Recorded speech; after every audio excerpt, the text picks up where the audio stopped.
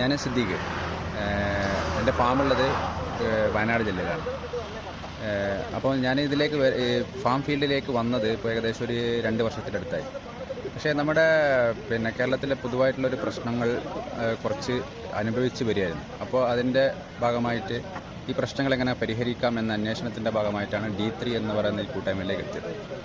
അപ്പോൾ നമ്മൾ 2-3 ക്ലാസ് കേട്ടതിന് ശേഷം നമ്മൾ പഞ്ചാബിലേക്ക് ഇപ്പം പ്ലാൻ ചെയ്ത് നമ്മൾ ഇവിടെ വിസിറ്റ് ചെയ്തു കർഷകർ. അപ്പോൾ എനിക്ക് മനസ്സിലായ സംഗതി, ഇവിടെയുള്ള കർഷകർ ഒരു 20 വർഷം മുമ്പ് നമ്മുടെ അയൽ സംസ്ഥാനങ്ങളിൽ നിന്നൊക്കെ കൊണ്ടുപോയ ബ്രീഡ് വെച്ചിട്ട് അവർ ഡെവലപ്പ് ചെയ്ത് ഇന്ന് അവർ ഒരു 80 ലിറ്റർ പെർ ഡേയിലേക്കൊക്കെ ഉൽപ്പാദിപ്പിക്കുന്ന പശുവിലേക്ക് എത്തി. അപ്പോൾ അത് എത്താനുള്ള കുറേ കാരണങ്ങളുണ്ട്. ഒന്ന്, ഇവിടെ അടിസ്ഥാനപരമായിട്ട് PDFA എന്ന് പറയുന്ന ഒരു സംഘമായിരുന്നു. അവരുടെ ലീഡർഷിപ്പിനെ അംഗീകരിച്ചുകൊണ്ട് എല്ലാ കർഷകരും ഒരു യൂണിറ്റോടുകൂടി പ്രവർത്തിച്ച് അങ്ങനെ അവർ ഡെവലപ്പ് ചെയ്തെടുത്ത ഒരു സംഭവമാണ് ഇന്ന് ഇവിടെ കാണുന്നത്.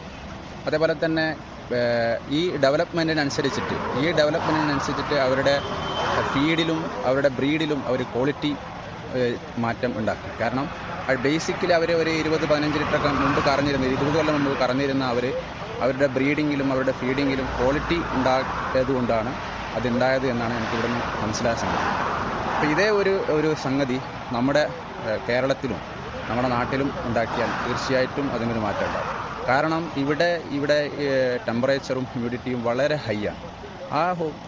ഒരു നെഗറ്റീവ് അറ്റ്മോസ്ഫിയറിൽ നിന്ന് പോലും അവർ പ്രൊഡക്ഷൻ മാക്സിമം 80 ലിറ്റർ വരെ എത്തിച്ചിട്ടുണ്ടെങ്കിൽ തീർച്ചയായിട്ടും നമ്മുടെ കേരളത്തിൽ ഒരു ഗോഡ്സ് ഓൺ കൺട്രി എന്ന് പറയുന്ന ഈ നമ്മുടെ കേരളത്തിൽ തീർച്ചയായിട്ടും അതിനൊരു മാറ്റം നമുക്ക് കൊണ്ടുവരാൻ കഴിയും.